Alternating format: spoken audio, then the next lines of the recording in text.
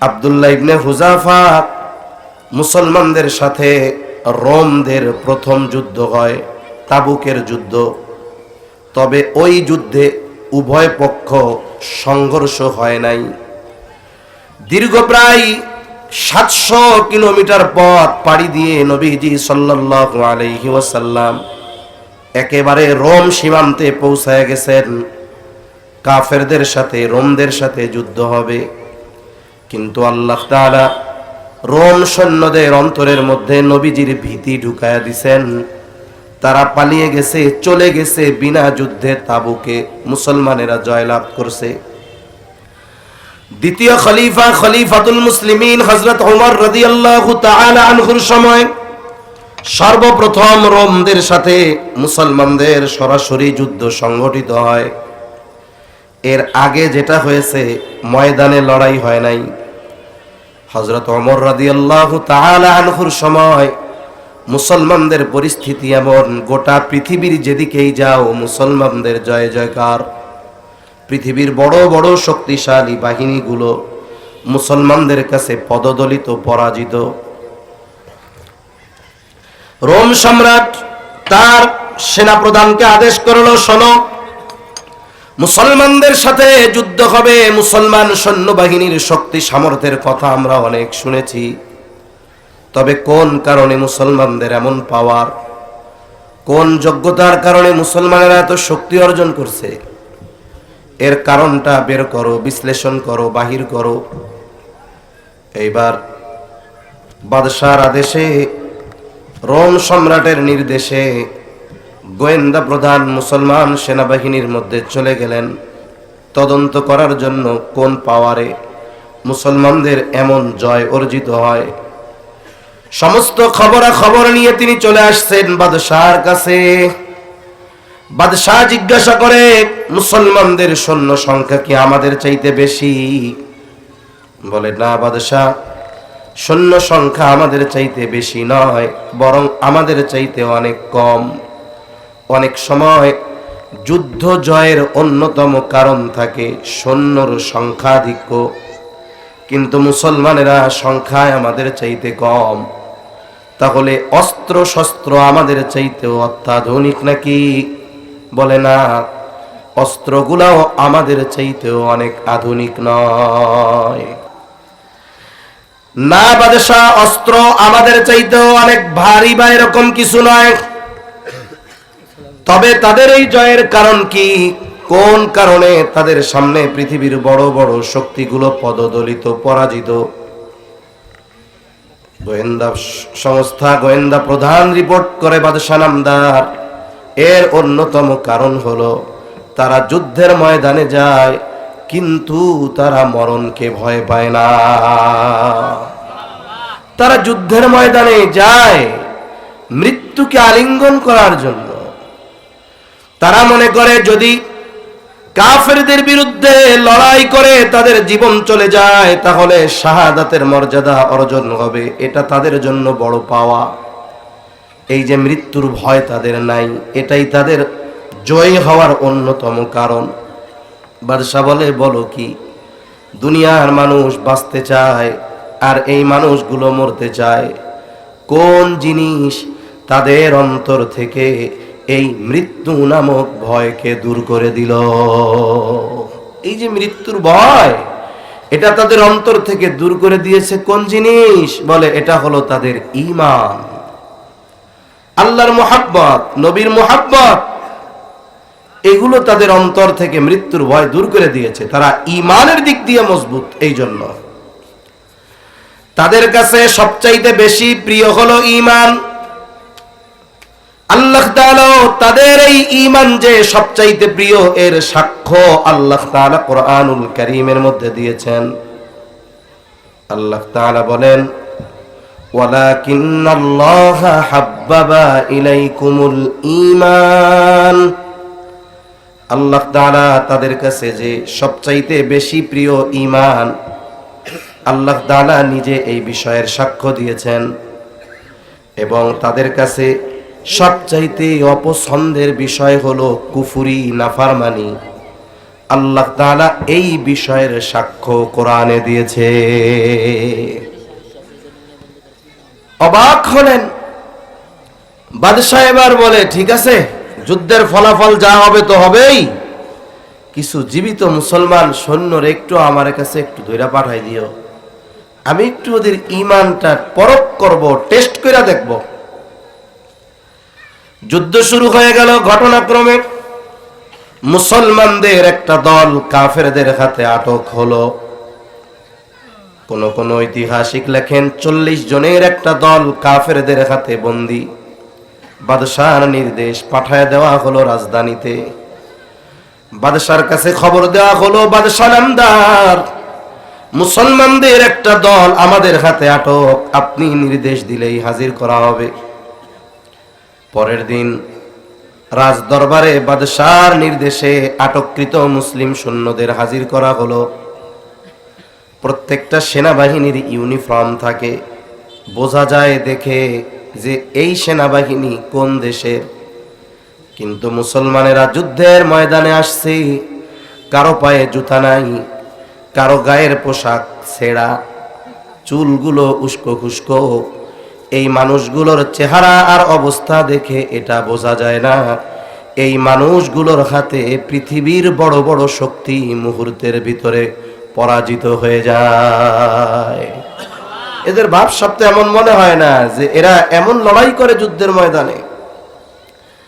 পৃথিবীর একটা নিজাম আছে, এই নিজাম সব জায়গায় সবাই চেষ্টা করে। যেমন কেউ যদি প্রতিপক্ষকে নিজের পক্ষে আনতে চায়, প্রথমে যেই জিনিসটা দেয় এটার নাম হলো প্রলোভন বা লোভ। কি বলে, আমার দলে আয়, টাকা পয়সা দিমুনে। এরপরে যদি না হয় তাইলে আস্তে আস্তে তাকে বসে বাগে আনার জন্য তার ক্যাপাসিটি পদ্ধতি পরিবর্তন করতে থাকে। দুনিয়ার শাসকরা এই নিজাম সব জায়গায় ব্যবহার করে। প্রত্যেক দেশের শাসক যদি শাসকের কথা হকপন্থীরা মেনে নেয়, ভালো মানুষ মেনে নেয়, তাইলে জাগতিক সুযোগ সুবিধা দেয় ঠিক, কিন্তু ওই ব্যক্তি জাগতিক সুখ সমৃদ্ধি স্বাচ্ছন্দ্য লাভ করে ঠিক, আখেরাতকে হারায়। ঠিক কিনা বলেন? বাদশাহ এবার উদ্দেশ্য করে বলতেছে, এই তোমাদের এই কাফেলার সর্দারকে, আমিরকে, নেতাকে, কারণ যে কোনো গোত্র বা যে কোনো বংশের যিনি লিডার নেতা, তাকে যদি আয়ত্তে আনা যায়, নাক টানলে মাথা এমনিই আসে। দাঁড়ায় গেছে আব্দুল্লাহ ইবনে হুযাফা, বলে আমি হলাম এই কাফেলার আমির। আব্দুল্লাহ ইবনে হুযাফাকে বাদশাহ ডেকে তার পাশে বসাইলেন। কোন বাদশাহ? বলে তৎকালীন সময়ে গোটা পৃথিবীতে দুইটি পরাশক্তি ছিল, একটা হলো রোম আর একটা হলো পারস্য। এই রোম সম্রাট যার পাশে বসতে পারা বড় সৌভাগ্যের ব্যাপার, এটা কল্পনার ব্যাপার। এই বাদশাহ তার শত্রুকে ডেকে নিয়ে হাসি মুখে তার পাশে বসাইল। কাজটা যেহেতু বাস্তবতার সাথে অমিল, সবার দৃষ্টি ওই দিকে, কি ঘটনা ঘটতেছে সবাই চিন্তা করতেছে। এই বুঝি বাদশাহ আদেশ দেয়, যাও এদেরকে শুলিতে চড়াও অথবা শিরচ্ছেদ করে দাও। কিন্তু বাদশাহ শত্রুকে আদর করে তার পাশে ডেকে বসাইলেন। কারণ কি? আব্দুল্লাহ ইবনে হুযাফাকে বাদশাহ এবার বলে, আব্দুল্লাহ, তোমার প্রতি আমার একটা ভালোবাসা দরদ তৈরি হয়ে গেছে। আমি চাই তোমার সাথে আমার একটা ভালো সম্পর্ক হোক। ও আব্দুল্লাহ, তবে তোমার আর আমার মাঝে একটা জিনিস অন্তরায় হয়ে দাঁড়ায় গেছে। আমি খ্রিস্টান, তুমি হলে মুসলিম। ও আব্দুল্লাহ, তুমি যদি ইসলাম ধর্ম ত্যাগ করে খ্রিস্ট ধর্ম গ্রহণ করো, এক নাম্বার তুমি আমার মোহাব্বতের কাছের মানুষ হয়ে যাইবা, ভালোবাসার পাত্র হয়ে যাইবা। তুমি হয়তো চিন্তা করতেছ তুমি ঈমান ইসলাম বাদ দিয়ে খ্রিস্টান হবা, এলাকায় গেলে তোমার জীবন থাকবে না। কোনো টেনশনের কারণ নাই, আমি তোমার সম্পূর্ণ নিরাপত্তা দিব। আমার ঘরে আমার একমাত্র ষোড়শী যুবতী কন্যা, তাকে তোমার সাথে বিবাহ দিয়ে দিব। বিবাহের সময় আমার এই বিশাল সাম্রাজ্যের অর্ধেক আমি তোমার নামে লিখে দিব। আমার মৃত্যুর পর তুমি বাকি অর্ধেকের মালিক হয়ে যাবা, তুমি হবা বিশাল এই রোম সাম্রাজ্যের একচ্ছত্র অধিপতি। কত সুবিশাল এক অফার। আব্দুল্লাহ ইবনে হুযাফা, তার কাছে সবচাইতে প্রিয় ঈমান। আল্লাহ তাআলা বলেন, ওয়ালাকিন্নাল্লাহা হাব্বাবা ইলাইকুমুল ঈমানা ওয়া যায়্যানাহু ফী কুলুবিকুম ওয়া কাররাহা ইলাইকুমুল কুফরা ওয়াল ফুসুকা ওয়াল ইসয়ান। আল্লাহ তাআলা জানায় দেন, তাদের কাছে কুফরি আর নাফরমানি সবচাইতে ঘৃণিত, সবচাইতে অপছন্দের বস্তু হলো কুফুর, মানে ঈমান ত্যাগ করা, আল্লাহর নাফরমানি করা। বাদশাহ ঈমান ত্যাগ করে ওই দুনিয়ার প্রলোভন দিয়েছে, কুফুরকে গ্রহণ করার শর্ত দিয়েছে, ঈমানকে পরিত্যাগ করার শর্ত দিয়েছে। সবচাইতে প্রিয় জিনিস ত্যাগ করতে হবে সবচাইতে অপছন্দের জিনিসকে গ্রহণ করার মাধ্যমে। এটা তো কোনো ঈমানদার মেনে নিতে পারে না। আব্দুল্লাহ ইবনে হুযাফাকে যখন বাদশাহ এই কথাগুলো বলতেছিল, প্রচন্ড রাগে ক্ষোভে ওনার রক্ত গরম হয়ে গেছে, লোম কূপ দিয়ে ঘাম বের হচ্ছে, চোখ দুটো রক্তবর্ণ হয়ে গেছে। উনি বসা থেকে উঠে দাঁড়ায় গেছেন, রক্ত চক্ষুতে বাদশার দিকে ফিরে তাকিয়ে বুলন্দ আওয়াজে বলতেছে, এই রোমের কুকুর, তুই কি দুনিয়ার বিনিময়ে আমার ঈমান কিনতে চাস? শুনে রাখ, এ তো তোর সামান্য রোম সাম্রাজ্য। তুই যদি আমাকে গোটা দুনিয়ার মালিকও বানায় দেস, আমি ওই দুনিয়ার কাছে আমার ঈমানকে বিক্রয় করব না।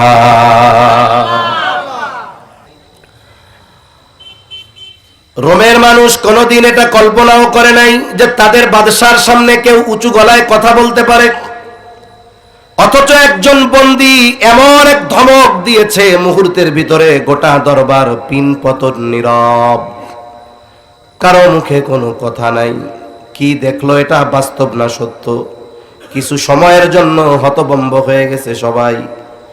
বাদশা কিছু না বলে রাগে ক্ষোভে অন্দরমহলে চলে গেছে। একটু পরে আদেশ দিয়েছে, যাও ওরে জেলখানার মধ্যে আটকাও, লোভ দিয়ে ঈমান কেনা যায় নাই। ওকে জেলখানার মধ্যে আটকাও, ঈমানের ক্ষমতা দেখায়, পাওয়ার দেখায়, দেখি কতক্ষণ থাকে এই পাওয়ার। জেলখানায় আটকাও, খাবারও দিবা না, পানিও দিবা না। ডাক্তারকে বলছে খবর রাখবা, যখন দেখবা অবস্থা খারাপ আমার কাছে বলবা। এক সপ্তাহ হয়ে গেছে, আব্দুল্লাহ ইবনে হুযাফা জেলখানার মধ্যে, খাবারও নাই, পানিও নাই। একটা মানুষ 2-3 বেলা যদি না খাই, আমরা মোটামুটি বিছানা ধরা হয়ে যায়। কিন্তু এক সপ্তাহ খাবার নাই, পানি নাই, জেলখানার মধ্যে আব্দুল্লাহ ইবনে হুযাফা শুয়ে আছে। বাহির থেকে দেখে বোঝা যায় না বেঁচে আছে নাকি মারা গেছে। ডাক্তার ভেতরে ঢুকে দেখে অবস্থা করুন, কোন মতে শ্বাস প্রশ্বাস আছে, যায় যায় অবস্থা। ডাক দেয়, ও আব্দুল্লাহ, শক্তি নাই, মুখ দিয়ে আওয়াজ বের হয় না। ডাক্তার দৌড় দিয়ে বাদশার কাছে গিয়ে বলে, বাদশাহ, আব্দুল্লাহ ইবনে হুযাফার অবস্থা করুন, কথা বলারও শক্তি নাই, এখন যদি খানা পানি না দেন যে কোনো টাইমে মারা যেতে পারে। বাদশাহ আদেশ দিলেন, যাও তার জন্য খাবার আর পানি নিয়ে যাও। খাবার পানি নিবা, মদ মেশানো পানি আর শূকরের গোশত। তবে যখন খাবারের জন্য সে প্রস্তুতি নিবে, এই খাবারের বিষয়টা তারে জানায়া দিবা। বাদশার আদেশে ডাক্তার শূকরের গোশত আর মদ মেশানো পানি নিয়ে গেছে, খাবার সামনে প্রস্তুত। আব্দুল্লাহ ইবনে হুযাফা এমনিতেই তো ক্ষুধার্ত, দুর্বল, স্বাভাবিক হলো মানুষ যখন প্রচন্ড ক্ষুধার্ত, তখন খাবার যদি সামনে আসে ক্ষুধার তীব্রতা আরো বেড়ে যায়। আব্দুল্লাহ ইবনে হুযাফার সামনে খাবার প্রস্তুত। বাদশার ডাক্তার বলে, আব্দুল্লাহ, তোমার অবস্থা খারাপ, খাবার পানি যদি না খাও বিপদের আশঙ্কা আছে। তবে শুনো, খাবার কিন্তু শূকরের গোশত আর পানি হলো মদ মেশানো পানি। একটু আগে আব্দুল্লাহ ইবনে হুযাফা মুখ দিয়ে কোনো আওয়াজ বের হয় না, যখনই কানে আওয়াজ গেছে শূকরের গোশত আর মদ মেশানো পানি, ঈমানের পাওয়ার এমন, আব্দুল্লাহ ইবনে হুযাফা ঈমানি আওয়াজে বলতেছে, ডাক্তার এগুলো সরায় ফেলো, না হলে কিন্তু লাথি মেরে সব ফালায়া দিব, আমি মরে গেলেও হারাম ঠোঁটের সাথে লাগাবো না।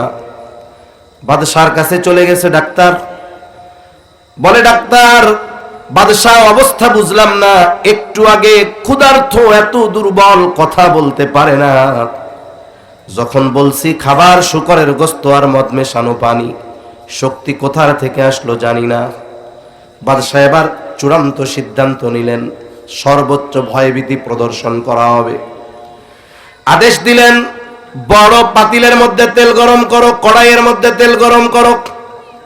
ঐতিহাসিকদের থেকে দুইটা বর্ণনা পাওয়া যায়। এক বর্ণনা, বাদশাহর উপস্থিতিতে আব্দুল্লাহ ইবনে হুযাফাকে হাজির করা হলো, শুলিতে চড়ানো হলো। শুলি, ওই যে ক্রুশ আছে খ্রিস্টানদের, ওই রকম একটা কাঠের সাথে উঁচু করে দুই হাত দুই দিকে বেঁধে পা বেঁধে রাখা হলো। সামনে তীরন্দাজ, তীর নিক্ষেপ করা হবে তার বুকে মুখে, গোটা দেহ ক্ষতবিক্ষত হয়ে যাবে। তীরন্দাজদেরকে আদেশ দেওয়া হলো তীর মারবা, তবে গায়ে যেন না লাগে, ভয় দিবা। তীরন্দাজেরা আশেপাশে তীর মারে আর ভয় দেয়, আর বাদশাহ বলে, আব্দুল্লাহ এখনো সুযোগ আছে, কথা মানো, ছাড় পাওয়া যাবা। যেই ওয়াদা, যেই প্রতিশ্রুতি তোমার সাথে দেওয়া হয়েছে সেগুলো পূরণ করা হবে।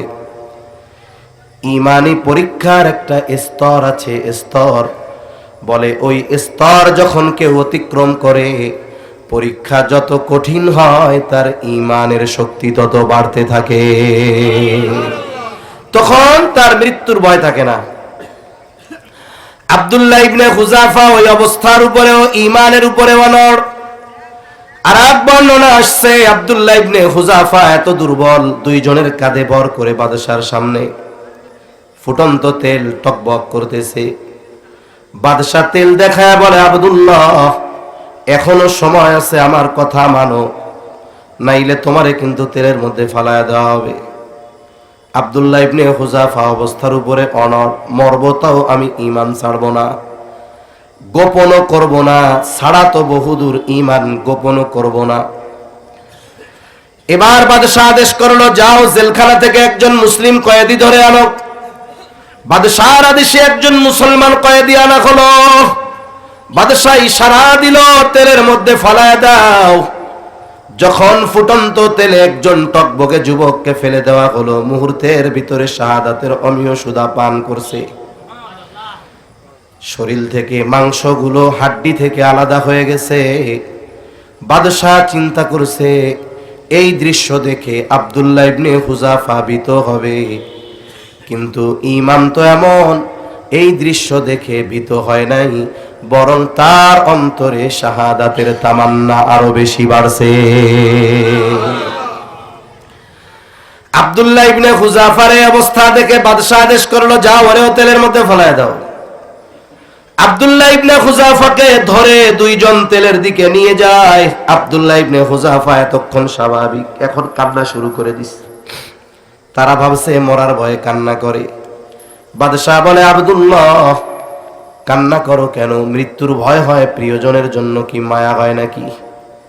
আব্দুল্লাহ ইবনে হুযাফা বলে, না, মৃত্যুর ভয়ে কান্না করি না। কান্নার কারণ কি?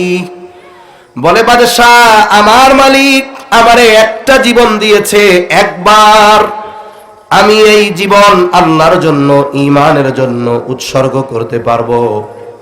আমার তো মন চায় আমার শরীরে যত লোম, ওই লোম সমপরিমাণ জীবন যদি আল্লাহ আমাকে দিত, আমি বারবার আমার এই জীবন আল্লাহর জন্য কোরবান করতে পারতাম। আফসোস করতেছি, মরতে পারবো কয়বার? একবার, এই জন্য দ্বিতীয়বার সুযোগ নাই তো। এই যে শাহাদাতের অমীয় সুধা একবার পান করতে পারবো, আর তো পারবো না, ওই যে সুযোগ নাই, এই আফসোসে কাঁদতেছি। কারণ হাদিসের মধ্যে আসছে, 7টা পর্যন্ত করি তো, হাদিসের মধ্যে আসছে, কারণ এখানে 7টায় জামাত হবে, তো ওনারা শুরু করবে, আমরা শেষ করে দেবো, যেন ডিস্টার্ব না হয়। হাদিসের মধ্যে আসছে, যারা আল্লাহর জন্য জীবন উৎসর্গ করে শহীদ, আল্লাহ তাআলা তাদেরকে স্পেশাল ফ্যাসিলিটির মধ্যে রাখেন। জান্নাতের সবুজ পাখির মধ্যে তাদের রূহ থাকে, তারা উড়ে বেড়ায়। আল্লাহ প্রদত্ত নিয়ামত সামগ্রী তারা ভোগ করতে থাকে। আল্লাহ তাআলা তাদের জিজ্ঞাসা করে, বান্দা তোমাদের আর কোনো কিছুর চাহাত আছে নাকি? সবাই বলে, না আল্লাহ, কিছুর প্রয়োজন নাই, কিছুই মন চায় না, তবে একটা জিনিস মন চায়। কি মন চায়? আল্লাহর নবী জানায় দেন, শহীদরা তখন আল্লাহ তাআলার কাছে ফরিয়াদ করে আর বলে, আল্লাহ, আবার যদি দুনিয়ায় পাঠাইতেন, শহীদ জিহাদ করতাম, শহীদ হইতাম, আবার পাঠাইতেন, আপনার রাস্তায় জিহাদ করতাম, শহীদ হইতাম। শুধু একটা জিনিস মন চায়। শুধু কয়টা জিনিস মন চায়? একটা জিনিসই মন চায়। মাইক ছেড়ে দেন, নামাজের 2-3 মিনিট আগে বন্ধ করে দিবেন, এখানে 7টায় জামাত হবে, ঠিক আছে? আমি ছেড়ে দেবো ওই সময়, সমস্যা নেই। তাহলে প্রকৃতপক্ষে যারা শাহাদাতের মতো সৌভাগ্যবান হয়েছে, শহীদ হতে পেরেছে, ওদের আফসোস কি? আবার যদি শহীদ হইতে পারতাম। বাদশাহ আহলে কিতাব আল্লাহরে বিশ্বাস করে, ও চিন্তা করতেছে এটা কেমন মানুষ, এত কিছুর লোভ দিলাম, নড়াচড়া নাই, খাবার দিলাম না, নড়াচড়া নাই, এক অবস্থার উপরে অটল, তেলের মধ্যে ফালায় দিতে চাচ্ছি, এখনো সেই ইমানের উপরে অটল, তাইলে এটা সাধারণ মানুষ না। একটা কথাও তো মানাইতে পারলাম না। এখন যদি বাদশাহের তেলের মধ্যে ফালায়া দিতে বলে, তাহলে বলেন তো আব্দুল্লাহ ইবনে হুযাফা শহীদ হয়ে যেত, কিন্তু হাইরা যাইতো? কারণ বাদশাহ তাকে তার অবস্থা থেকে টলাইতে পারে নাই। বাদশাহ এবারে বলে, আব্দুল্লাহ, কিছু লাগবে না, তুমি শুধু আমার কপালে একটা চুমা দাও, আমি তোমারে না ছাইড়া দিব, মুক্ত কইরা দিব। আব্দুল্লাহ ইবনে হুযাফা চিন্তা করে, বাদশাহ, আমার জীবনের বিনিময়ে আমি তোর কপালে চুমা দিব না। এবার পাল্টা শর্ত দিচ্ছে, আমি তোমার কপালে একটা চুম্বন করতে পারি, শর্ত হলো তোমার জেলখানায় যত মুসলমান কয়েদি আছে সবাইকে যদি মুক্তি দেওয়ার ওয়াদা দাও, তাইলে তোমার কপালে আমি একটা চুম্বন করতে রাজি। বাদশাহ চিন্তা করে, শর্ত মাইনা কমপক্ষে চুমাটা খাই, কোনো কিছুই তো মানাইতে পারলাম না। বলে, হ্যাঁ, আমি প্রতিশ্রুতি দিলাম। এইবার আব্দুল্লাহ ইবনে হুযাফা বাদশাহর কপালে একটা চুম্বন করলেন। বাদশাহ প্রতিশ্রুতি রক্ষা করলেন, ওয়াদা রক্ষা করলেন। বিশাল এক দল নিয়ে আব্দুল্লাহ ইবনে হুযাফা খলিফাতুল মুসলিমিনের সাক্ষাতে মসজিদে নববীর মধ্যে যখন তিনি এই ঘটনা শোনান, হযরত ওমর রাদিয়াল্লাহু তাআলা আনহু বলেন, তোমরা সকলে আব্দুল্লাহ ইবনে হুযাফার কপালে এক একটা করে চুম্বন দিবা। এই কথা বলে হযরত ওমর রাদিয়াল্লাহু তাআলা আনহু সর্বপ্রথম আব্দুল্লাহ ইবনে হুযাফার কপালে একটা চুম্বন দিয়ে দিলেন।